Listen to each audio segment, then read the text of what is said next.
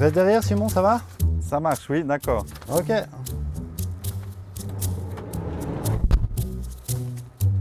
Je m'appelle Antoine Lucchesi et j'identifie les perturbations radio. Les ondes téléphoniques sont perturbées à Lavigny, près de Morges.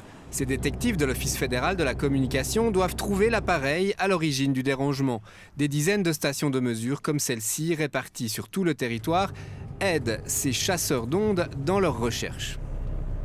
2 heures, avec un niveau qui reste à peu près identique.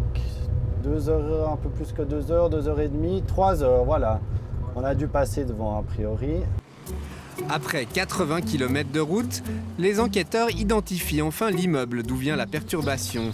C'est là qu'il faut affiner la recherche avec une antenne portative. Non, le signal il baisse ici. Donc on est plutôt... Il était plus fort ici. J'ai 67 dB microvolts. Hein. Alors regarde Simon, là vers la fenêtre, il y a un rectangle qui pourrait correspondre à une antenne. Faut qu'on entre pour vérifier ça. Heureusement, il y a quelqu'un dans l'appartement. Antoine Lucchesi et son collègue peuvent monter. 20 minutes plus tard, ils ressortent avec la pièce à conviction. Alors voilà, sans grosse surprise, on a trouvé un répéteur pour la téléphonie mobile.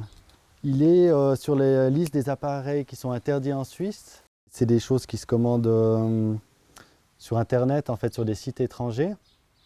Et du coup, s'il y a un conseil à donner, ce serait vraiment dans la mesure du possible acheter ce genre d'appareil-là en Suisse.